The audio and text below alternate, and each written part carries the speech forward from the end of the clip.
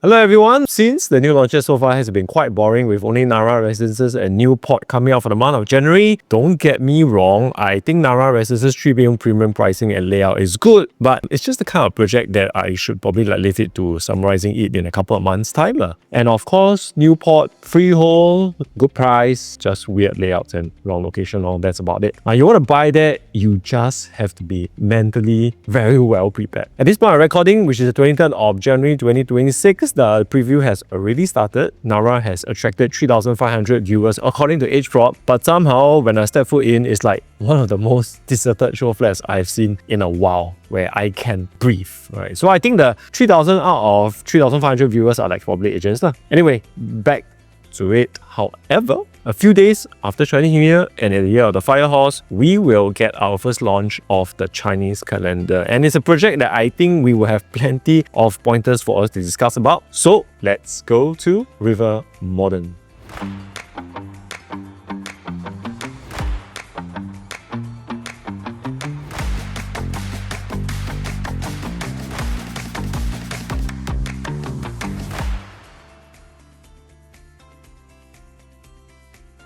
Disclaimer, whatever I share does not constitute financial advice. It is solely based on my opinion on what is right or wrong. So please do your own due diligence. If you're liking the content so far, please hit the like and subscribe button, as your simple gesture will help a lot with the YouTube algorithm. If you are interested to find out more about property related matters, please find all the social media handles I am on, or you can just directly reach out to me on WhatsApp. Separately, I have also set up a Telegram group at the start of the year so that we can have a discussion that we as agents are not allowed to do so online, which is to talk shit. So if you are interested to get into a community that talks about everything under the sun about property, please scan the QR code, or for the boomers out there, I have pasted the link in my description. We're going to close the group invitation in probably a month or 2 times, so head over and I will see you there. Now back to the video. For start, if you're someone who is in half a mind about River Modern, or you want someone to hold your hand through this selection of choices, you can always reach out to me privately, because it's really going to be a project that you have to be very careful about your entry level and the unit you choose. And of course, it's yet another launch in the CCR, and specifically the River Valley area. It's more than a Lord of the Rings trilogy. It is like a Harry Potter series where we have like number 1, River Green, Promenade Peak, Zion Grand, River Modern, then followed by there's another plot that hasn't even been bidded yet, and I think there's still like 1 or 2 more potentially coming up the years to come. And with that, we'll surely get your defensive questions like, will there be an oversupply? I know there's a lot of different angles out there masking this issue, but you want to know the truth? Now, the truth is, obviously, there will be an oversupply. Just call it for what it is, because there's really no point like finding certain data to support this argument, because 5 to 6 developments potentially coming into the market around the same time. And then it's not exactly like a mass market product where you still might have a fair bit of HDB upgraders, but I mean that this is like the CCR region with prices that is kind of out of reach for most, and mostly catered to, I feel, condo upgraders coming from other districts looking for an upgrade in status. But does it mean you buy and you're in trouble? Yes and no. It really depends highly on what you buy and at what price. Now, in a neighborhood that is anticipating a supply glut, my word of caution out there to my clients who are interested is, since the location is pretty much the same, everyone's like almost close to everything, you better either buy, number 1, the best layout, or like you can term it as like best livability, they're about the same, or number 2, the best pricing. Either one of these will safeguard your exit. Now, some might say buy the best facing. I think that's fair, because a good facing will ensure people will always visit your unit first in a hypothetical scenario where everyone wants to sell. But it doesn't mean you will make more money. Remember I said this before, something that is hard to sell doesn't mean you can't make money. You gotta slow it down. So something that is easy to sell doesn't mean you can also make money. Understand? This two is not exclusive to one another. So yeah, either you buy the best entry level or probably the best layout. It's really about imagining a distant future 4-5 years later where you are a buyer looking at these properties to buy. You will typically search on property group based on your price range, right? Then if a unit fits your desired range, you will then probably check out the view and the layout. But if the view is good and the layout isn't that ideal, then probably you're not prioritize that particular unit, right? Then imagine you are mostly everyone else's third or fourth choice, and then you plus the oversupply issue that we have spoken about, then exit will be difficult, no? Hence, it is really about what you buy. And the pure investors will typically exit at the earliest first stop, which is after SSD. If you're someone looking to buy for the longer term own use or investment, then just let this group of paper hands just exit first. Because if you have a good product on hand with good attributes and price point, a 6 to 7 years holding period will likely be more optimal to manage your expectations. Now, if you want to flip for bigger gains in 4 to 5 years, I kind of find it somewhat unrealistic in today's market. A little bit like J-Skip as an example, when the investors flooded out during QOP in 2023, premium 3-bedroom was calling for around $2.1 to $2.2 million. I remember back then there were plenty of listings back there when I brought my buyers to see these houses. Let the market demand absorb the supply, because gradually as the investors sell out, the supply will get lesser. And then the diamond hands can slowly position their price higher. Today, a similar J-Skip unit is worth $2.5 to $2.7 million. And you know what's the worst thing? The worst thing is there's hardly any supply. So for real modern, you want to stay there for a while longer than usual and hope the price goes up. I think it's not too much to ask for. And if you're buying a low to mid floor, I don't think it's going to be an issue either also. Now that this oversupply thingy is out of the way, I can start talking about real modern using our QPE framework to give you a better and clearer picture of whether this is worth considering or it's probably just like any of the CCR launches out there. So some basic information about the development before I start. The land was acquired back a year ago at 1,420 per square foot per plot ratio by Guacoland. The same developers who gave you Martin Modern, probably one of the more atas looking development you can find in River Valley. In recent years, you may see more Guacoland presence in the OCR and RCR region as they kind of diversify their business slightly. But there was a time when they were really the brand to look for in the luxury segment. I mean, they are still the brand to look for in the same segment, but it was just more niche back then, or if you know what I mean. It's like a Rolls Royce. People go for the brand, but imagine today Rolls Royce rolling out lower entry models to cater to the masses. The same analogy, no wrong. But anyway, at 1,420 per square foot per plot ratio, the break even is expected to be around 2,571 PSF. Now, you add another 8% due to harmonization, you're looking at probably a base of 2,750 PSF, thereabout. Now, top up another 10 to 20% profit margin. It could start from 3,000 per square foot all the way to probably as high as 3,006 maybe for the top floor units. Of course, they can always try to lure everyone in by throwing a starting price from say 2,800 per square foot, since the building is 36 stories high. But it really depends on how bullish they really are. Because I'm pretty sure the discussion on developers' end will be on two spectrum. Number one spectrum is most of the other competitors have already sold out. So I'm the only one launching this year. The cake is all mine. And so I start high low. Or number two, which is most of the competitors have already sold out. Now it's my turn, but is there still any cake left to eat? Let's better play it safe and see how the response is. It's likely going to be either or, but to me, I'm leaning more towards the option number two, because I believe as much as developers know they have a good product on hand, its marketing has to be done right at the start. Because if you price it too high, you fear scaring people away. And then with a poor showing at the start, you might get a negative impression on your product, because you cannot underestimate the market first impression. I tell you, you price it wrong at the start, it's going to be hard coming back from there. So the experienced developer will likely start at a very attractive starting price and perhaps load the premium on the mid to higher floors, or even more so in recent launches, they load it on the larger units, because that seems to be the common strategy these days. Anyway, I will put what I think is fair range to kind of stress test against all other competitors later when we start to touch on layouts. So for the first circle of the QPE framework, quality, point number one, land size, facilities and facade. 455 unit that sits on approximately 126,000 6,000 square feet a piece of land. That's a pretty normal site, almost the same as all the other competitions nearby. 36 stories high, 2 blocks, 6 commercial shops on level 1, total of 4,000 square feet of retail space, which is like no big deal lah. Just a small little few shops lah. 80% car park, which is fair given how close we are to the MRT and shopping mall. Now the building outlook resembles that of like Penrith slightly. The land plot is not exactly the usual rectangular, but it really resembles like Thomson View in the sense that it has an elongated layout that has like a wide frontage of the river. And I can tell you, based on all the launches we had here, this is the one that has the iconic Singapore river view, which is what the old school River Valley people will look out for.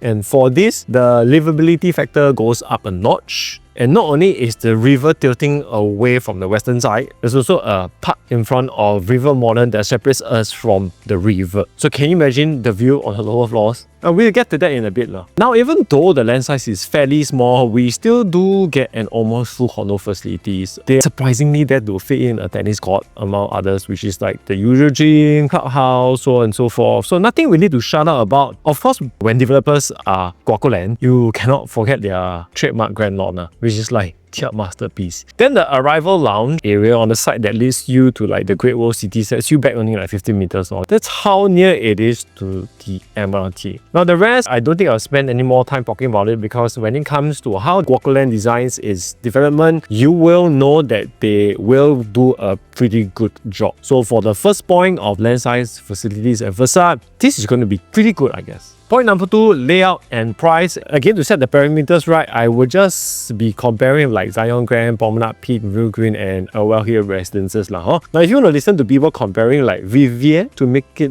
look cheap some way or other, let's please just compare to apple, shall we? Now, as for pricing, I think it should be fair for us to put a lower per square foot for the smaller units and a higher PSF for the 4 bedrooms and larger, since that's how like the developers price their units these days anyway. So I reckon a 3,000 per square foot starting from to an average of like 3,300 PSF should be a fair range for the 2 to 3 bedrooms, and like probably 3,100 per square foot starting from for the 4 and larger 4, averaging at 3,004. Let's say higher floors 3,004. It sounds fair lah. Yeah, fair. So first up, the 2 bedroom, 538 square feet dumbbell layout. Nothing unusual about this. The width of the house is pretty good at 3 meters wide. Coming into the open concept kitchen, as usual, since it's a dumbbell layout, you're not going to get like any window in the kitchen or toilet area lah. Sadly, the balcony is slightly smaller and not parallel to the living room, but this is just really nitpicking. Rooms are pretty much sizable given the size is like similar throughout all bedroom types. So 538 times 3,000 per square foot to 3,300 PSI, which means that it could start at $1.614 million all the way to $1.8 million on the higher floors, thereabout. Promenade Peak got no 2-bed 1-bath. River Green sold theirs at between 1.47 to as high as $1.82 million.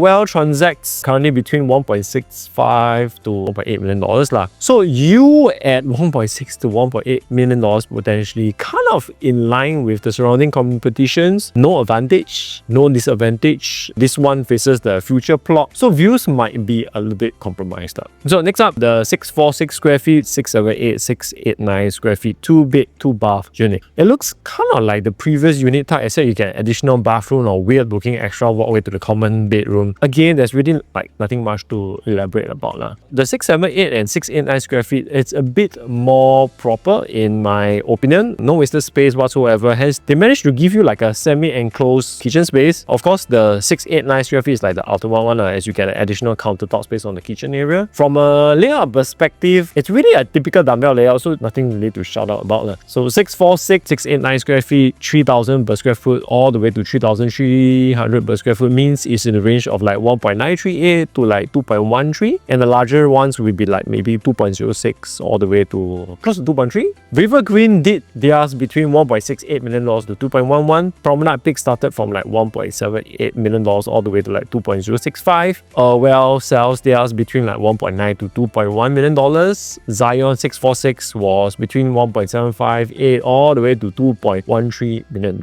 Hence, if Guaco Land like start theirs at 3,000 per square foot, it's definitely not cheap and falls in the higher percentile of what is being transacted elsewhere. Even if they launch it slightly lower at like 2,800 per square foot, which I think it could be the case for the smaller 646 square feet as it's not facing a river, then the price is just about the same range. Yeah, so no big deal in my honest opinion. Next up, to save time really, I'm going to lump up the following together, which is the 3-bedroom compact series of the 797 square feet, 829, 893 and 904 square feet. Why does this 4 design looks like something very similar? I mean, for you guys who are like eager eyes, you realize that this looks kind of like Faber residences, Springleaf residences. The 797 square feet with a flexi or store, good size living and dining room space, queen, king. For the 829 square feet, the dumbbell 3-bedroom layout with a semi-enclosable U-shaped kitchen. 893 square feet, replica of the 829 except you get a much like larger kitchen or flexi space which acts like a store or maid room. This is the most efficient 3-bedroom you can find in River Modern itself, and coincidentally,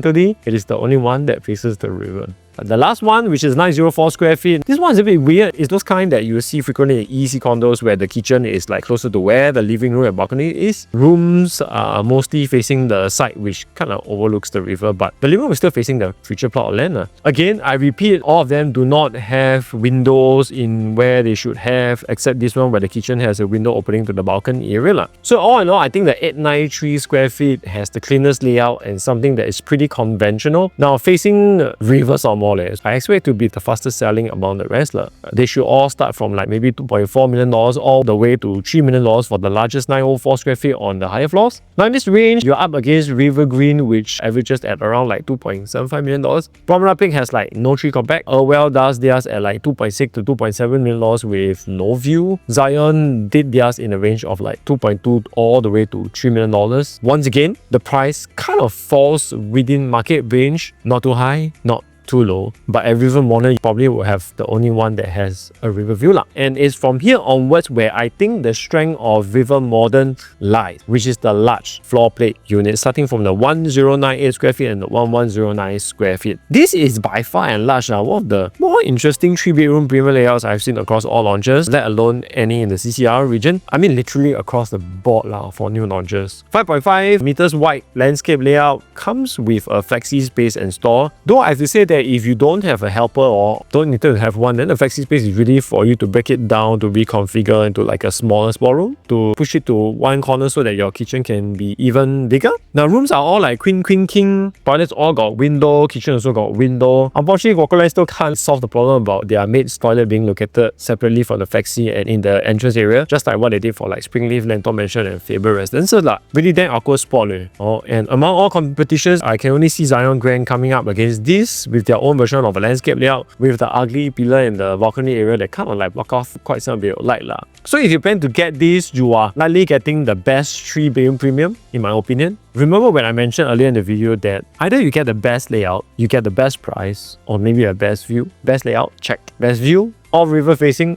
Now, let's look at pricing. So 1098 square feet times 3,000 per square foot, we should be like $3.29 million all the way to as high as $3.623 million. Since I see Zion as the only potential threat, they did theirs like between 2.9 all the way up to $3.6 million. So the starting price of like 3,000 per square foot potentially puts the base price of River Modern to be pretty high, I would say. But you start to travel upwards of the higher floors, then I think the premium kind of equalizes.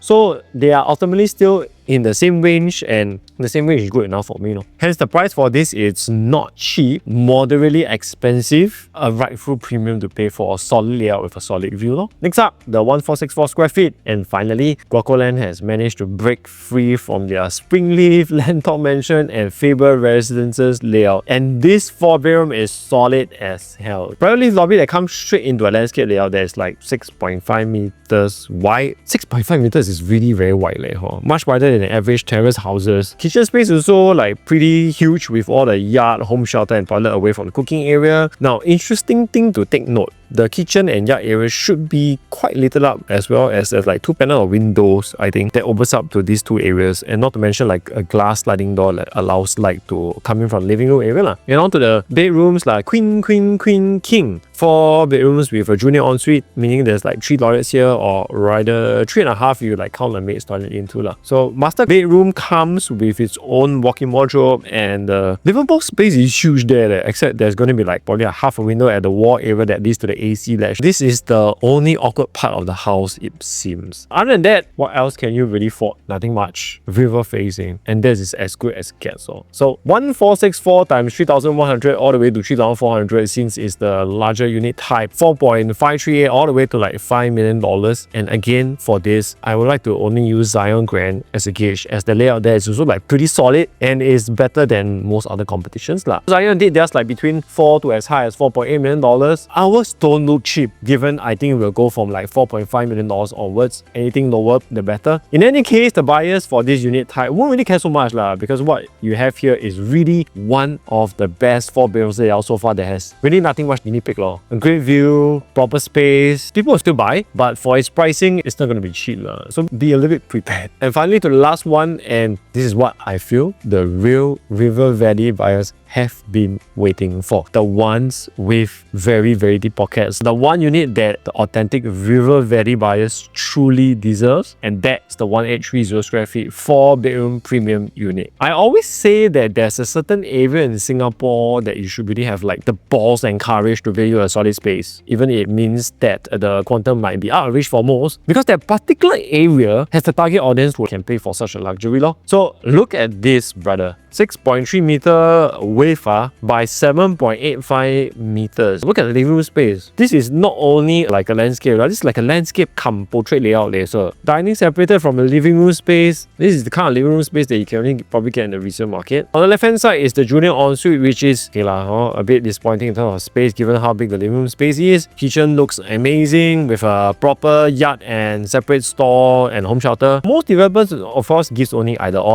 and this one gives you both. Something like Navagrove 5 bedroom did. The two other bedrooms, technically speaking, sharing one toilet with an additional powder room at the front so that the guests will not step foot beyond that walkway to the bedrooms. Now look at the master bedroom, guys. Huge enough for you to have ample of space to move around. Walk-in wardrobe and of course, a very big ass toilet. So what can you really ask for? Whatever you need, a proper large floor plate, big living room, big master. Of course, if I had to really nitpick, is just make the bedroom 10 to 11 square meter and I can tell you this will be the best in the area, even comparing resale properties also. And because this is meant to attract a certain group of people, again, the people buying won't care about what we think or what the market thinks about its price. It should sell fairly well, and I'm pretty sure the premium will be higher for this unit type, almost certainly 3,100 per square foot onwards, I guess. And I dare to bet on this, okay? So let's wait and see. So for second point of layouts and pricing, I think Wacoland kind of mix it up a bit with their layout selection. They mix it up a bit with their mass market configurations for the smaller units, but went all out for the larger units, and rightfully so. Thankfully, they finally did that. Overall, I think the layouts are going to be pretty well received and checks out one very important point for me when you want to buy a River Valley property today, given the supply glut. As for pricing, I think it's going to be more or less in line with what is being done in your neighborhood in terms of quantum. Even if there's some slight premium for the rear facing, I think people will gladly pay because you're on your own. Now, the only part that I come into the picture or equation is to comment on whether it's worthwhile to buy it for a pure investment or not. And that's something I will cover at the end of my detail. Now, point number 3 of quality is location, MRT, and amenities. And like all the other new developments, River Modern is no different. It is as near to the MRT as River Green. Once you enter the station, you can walk sheltered all the way to Great World City Mall, and with the added advantage of having the Kim Seng Park right at your doorstep, this kind of really adds another level of livability to the development itself. Government always says work-life balance. This one really epitomizes that slogan. The location is its strength. Point number 4, which is views. As mentioned, the southern side is overlooking the river. The northern side is the boring part because you'll be blocked by the future GRS. So for those who are buying for own use, they are almost certainly gonna settle for the south facing of the river. And based on my experience viewing houses along the Singapore River, you really don't need to be too high a floor to enjoy the scenic view. In fact, a low floor, kind of like between 5 to 10 stories, is very optimal. Imagine this, an eye-level view of the Kim Seng Park and the river forming like a backdrop behind that.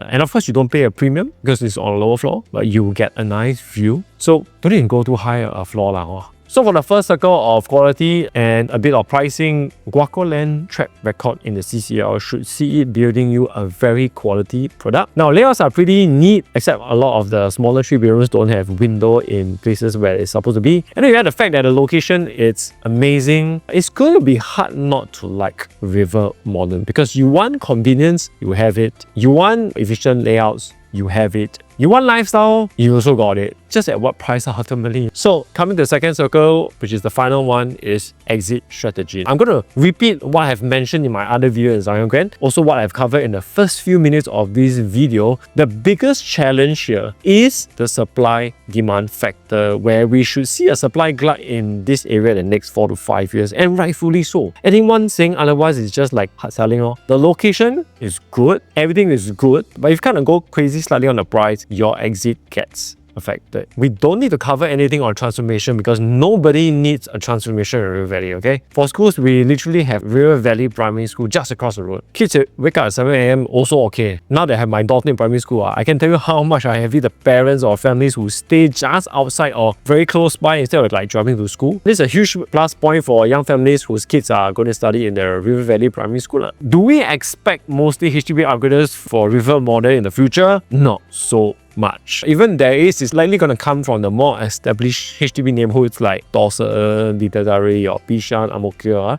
or even Clementi. Other than that, I feel it's almost certainly going to be a condo upgraders heaven who are attracted to the location and the livability that it has to offer, which means that people will come from like outside of River Valley. That's who I think your target audience will be. So in conclusion, whether River Valley can buy or cannot buy much depends on the purpose of such purchase. If this is for pure investment, I won't exactly rank this too high. There are really serious contenders out there coming out soon, hopefully. Of course, not to forget Thomson View, that one no-brainer. Anyway, if there's a property purely for own use, I think this will kind of check plenty of boxes for you. If it's a bit of both where there's a fair bit of emotions involved, like you only invest in something you might like, then it's really not hard to like River Modern. You got one of the most sought after developers in the luxury segment. You got fantastic views, you got good layouts, you got good primary school, you got convenience, you got shopping mall, you drive 10 minutes up north and south, brings you to Orchard and CBD respectively. This is really good. However, as I mentioned, if it's for pure investment emotions, please manage your expectations. It's unlikely that you'll see the sort of gains the other new launches in the OCL yielded you in the like 2019 to 2021 era, because not only are prices now so high, the competition between you, River Green, Zion Grand, Promenade Peak, and the upcoming GRS is gonna be crazy. And that's not taking into account like Martin Modern, Well Hill, and like Riviera, no. However, if you dare to put a 5 to 8 years horizon on this investment, then I think it's going to work out just fine. The name of the game is let the paper hands exit first. Let them jump off the boat. You don't go and squeeze with them at the exit in 4 years' time. If you want to do that, I highly suspect the returns you're getting won't be anywhere close to what you would come to expect. So let the initial demand absorb the initial supply, just like how Park Clementi's owners sold off their 3-bedroom premier at 2.1, 2.2, just like JSK back in 2023, and is now selling like $2.65 million. Best thing is, there's hardly any listings out there now, and that's why the price continues to slowly trend upwards. Because don't kanchong. Take your time, not everything must chong out after SS.